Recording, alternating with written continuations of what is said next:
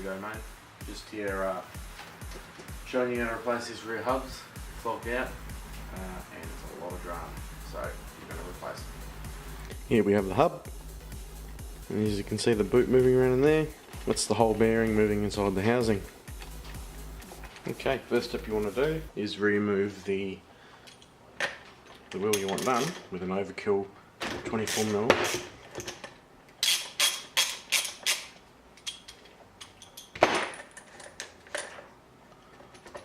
Put that to the side. As you can see on this one, you can see right where the bearing sits and all the plastic around it is melted.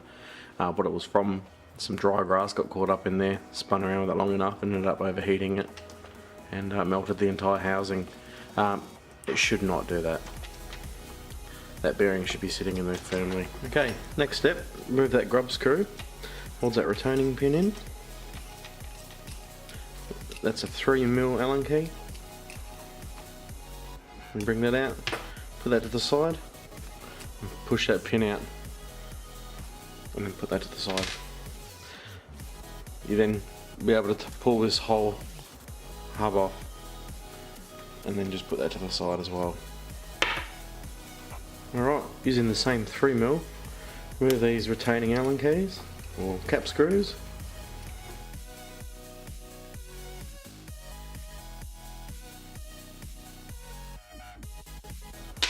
Alright, when you take this off,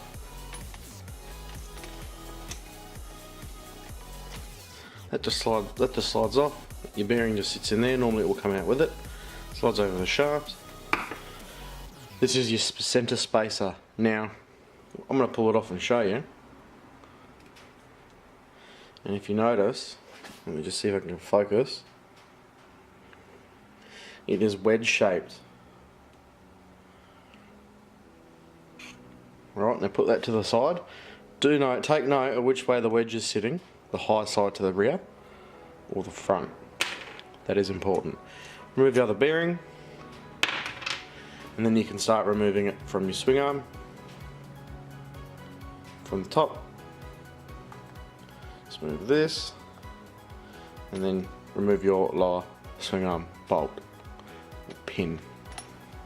Alright, then we want to undo this top one. Remove that out to remove your top swing arm, and then you also want to take the C-clips off and remove your bottom pin.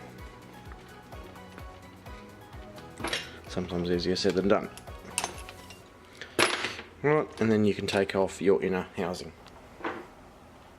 Okay, so these are the kits you get, the rear hub carrier set. This one cost me $11.99 or $12 Australian from the local hobby shop. They're a aftermarket cheaper brand, they're not HPI. Not sure where they get these ones from, but you know, you can get them a lot cheaper online, on eBay, places like that, but I couldn't wait, I wanted to run it for the weekend. Alright, so in the kit, basically it comes with the inner housing, you got your outer housing, and between that you're going to have your spacer, which we will explain and get back to when we do the build. So just those three things. I mean, they're plastic, you can get aftermarket ones, there are metal ones you can get, alloy machines like CNC ones. They're pretty pricey, I can't justify really getting them, but then again I've wasted a lot of money on a lot of other things. Okay, so next step, you want to pop your old or new bearings into the new housing. Just push them in there like so. Then you want to get your new housing, slide that over the top, slide it in, then you just want to refit your top bolt and your bottom pin with your C-clip.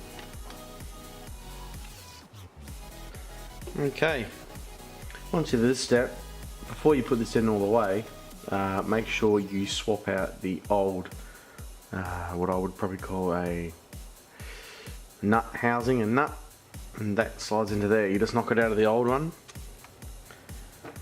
As you can see, they're both the same, and then that just slots in there, and then that threads into that and holds it all in place. Whoop, wrong one.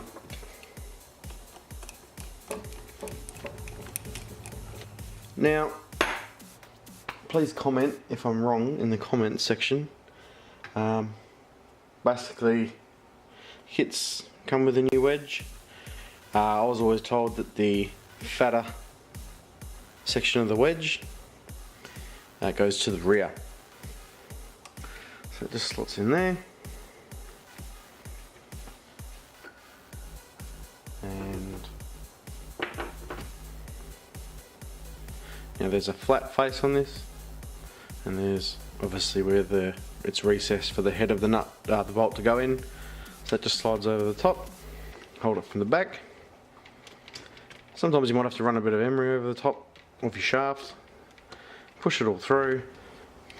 Now, just a reminder for this, depending on which kit you get, the nuts in the back don't come with it, and you will have to retrieve them out of the rear of the housing on the old one. Now, there is an easy way to do this, so I'll just swap views so you can get a better look. Okay, these are the rear hubs I was talking about. Right, what you want to do is you want the opposite side to where it would push out, so you want to thread it in from this side. Now you got to thread it in a little bit, and you want to hold it up so the bolt's underneath, and then she pops out. You just unwind that off, push this pop back through. It can be a bit stiff, just wind it out.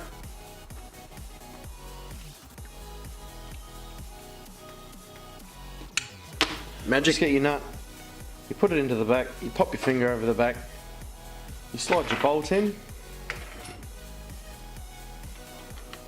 keep your finger on the back, do it up with your 3mm, and then just slowly pull that nut in. Make sure the housing is nice and tight, otherwise your rear hub carrier won't last very long.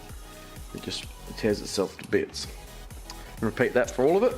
Okay, once you got your 4 bolts stacked up nice and tight, you put your hub on. You want to get your locking pin back through your axle, put your grub screw in, put your wheel back on, and away you go. Thanks for watching, guys. Remember to like and subscribe, and we'll see you next time.